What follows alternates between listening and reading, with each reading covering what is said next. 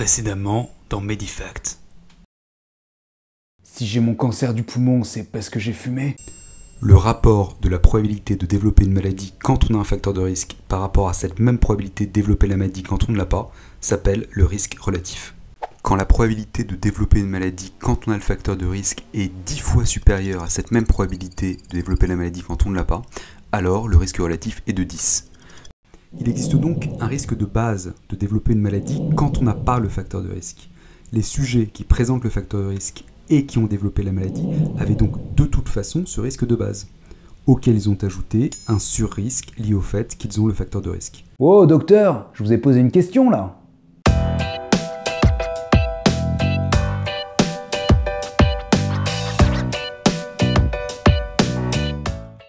Si j'ai mon cancer du poumon, c'est parce que j'ai fumé?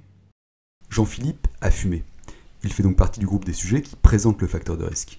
Il aurait pu ne jamais développer de cancer du poumon et être donc un de ces bonhommes gris. Malheureusement, il a développé un cancer du poumon et il fait donc partie des sujets qui présentent le facteur de risque et qui ont développé la maladie.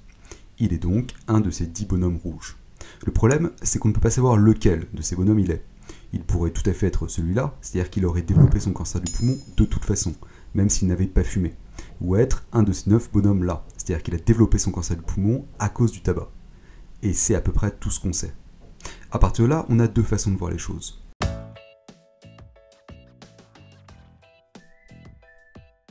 La première consiste à considérer que Jean-Philippe est tous ces bonhommes rouges en même temps. On peut alors dire que 90% de son cancer du poumon est dû au tabac. Les 10% restants correspondant au risque de cancer du poumon, même si Jean-Philippe n'avait pas fumé. Mais à l'échelon individuel, ça veut rien dire. 90% de votre cancer est dû au fait que vous avez fumé. J'ai un cancer de 10 cm. Vous voulez dire que si j'avais pas fumé, j'aurais quand même un cancer mais qui ferait 15 cm? Ah non, non, c'est pas ça. C'est... Chérie, je crois que j'ai changé de docteur. Celui-là, non seulement il bug, mais en plus on comprend rien à ce qu'il raconte.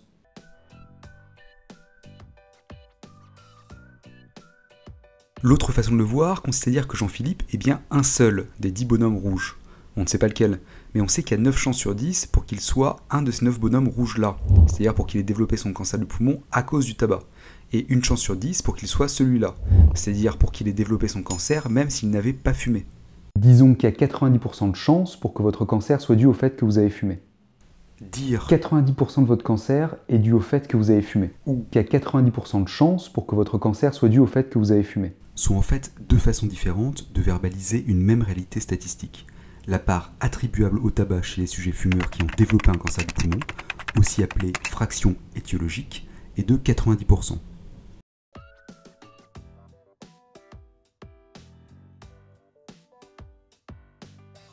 Le risque relatif de Jean-Philippe est donc de 10.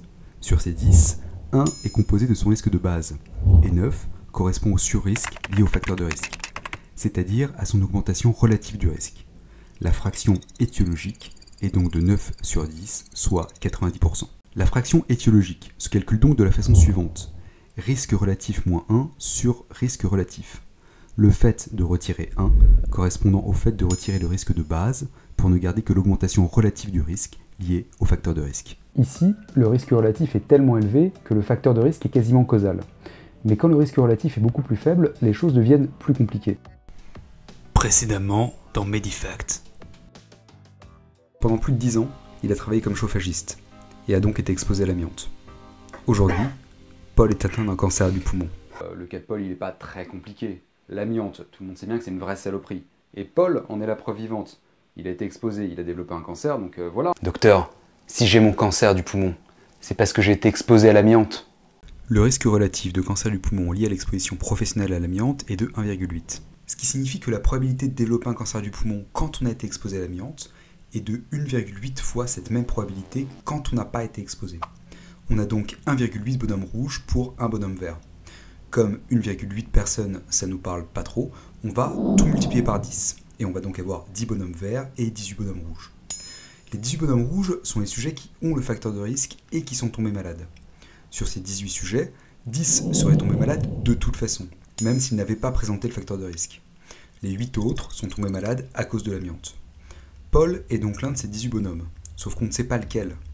Il y a donc 10 chances sur 18 pour qu'il soit un de ces bonhommes rouges-là, c'est-à-dire pour qu'il ait développé sa maladie, même s'il n'avait pas été exposé. Et 8 chances sur 18 pour qu'il soit l'un de ceux-là, c'est-à-dire pour qu'il soit tombé malade à cause de l'amiante. La fraction étiologique est donc de 8 sur 18, soit 44%. On aurait retrouvé le même résultat en utilisant la formule risque relatif moins 1 sur risque relatif. Disons qu'il y a 44% de chances pour que votre cancer soit dû à ça, oui. 44%? Je comprends pas. C'est l'amiante qui m'a donné mon cancer ou c'est pas l'amiante? Pour un individu donné qui présente le facteur de risque et qui a développé la maladie, on ne peut pas dire si oui ou non le facteur a été causal. Mais on peut quand même dire quelque chose. On peut donner la probabilité pour que ce facteur soit la cause. Cette probabilité est la fraction étiologique, et elle est calculée à partir du risque relatif. Et il y a des situations où j'imagine que ça doit être franchement inextricable.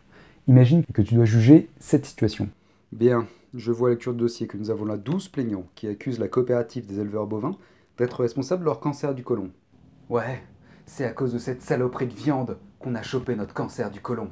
Le risque relatif de cancer du côlon lié à la consommation excessive de viande rouge est de 1,2.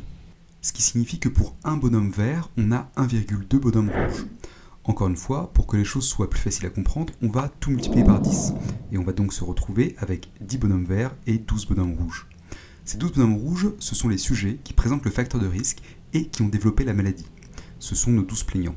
Sur ces 12 plaignants, 10 auraient développé leur cancer de toute façon, même s'ils n'avaient pas consommé de viande. Et 2 d'entre eux seulement ont développé leur cancer à cause de ça. Sauf que vous ne pouvez pas savoir qui sont ces deux individus. Et que, évidemment, chacun d'entre eux va vous dire « C'est à cause de cette saloperie de viande que j'ai chopé mon cancer du côlon. » Et ce sera vrai pour 2 d'entre eux. Sauf que vous ne pouvez pas savoir lesquels. Donc si vous considérez un individu donné, il y a 2 chances sur 12, soit 17% de chance, pour qu'il soit effectivement un de ces deux-là.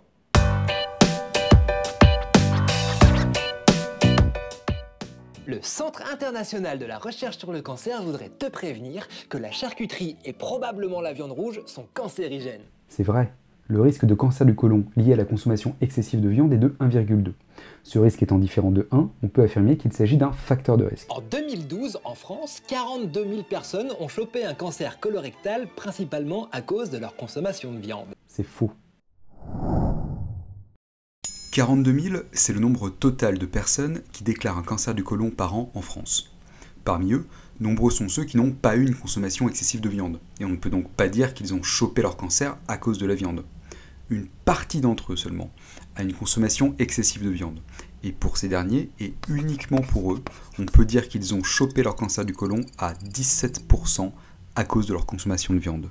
On est donc très très loin de pouvoir affirmer que 42 000 personnes ont chopé un cancer colorectal principalement à cause de leur consommation de viande. Cette image est donc au minimum très exagérée, voire franchement fausse. Sache que ton espèce est peut-être en voie de disparition. Parce que le risque relatif n'est que de 1,2.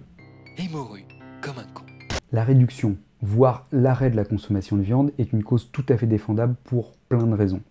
Mais c'est justement parce qu'on a plein de raisons valables pour la défendre que c'est pas la peine de raconter n'importe quoi pour la soutenir. Et voilà, c'est à peu près tout ce qu'on sait. Pardon, je n'écoutais pas parce que je m'étais un peu endormi. Alors par contre, attention, parce que moi d'habitude, tout ce qui est science, santé, tout ça, ça m'intéresse beaucoup. J'ai suivi des reportages sur France Info, sur Arte, donc c'est pour vous dire si je m'intéresse et si je suis informé.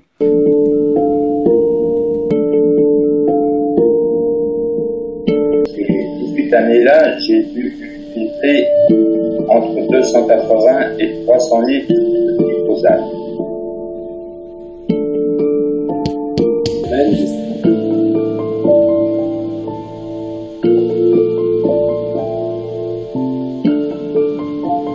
Pour moi, le glyphosate est le lien direct avec le lymphome que j'ai eu à traiter. Mais pour moi, ça ne me fait aucun doute.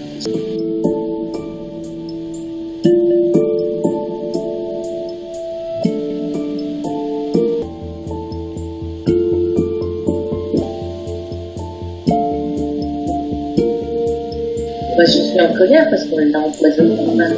On l'a empoisonné. C'est malheureux, hein. De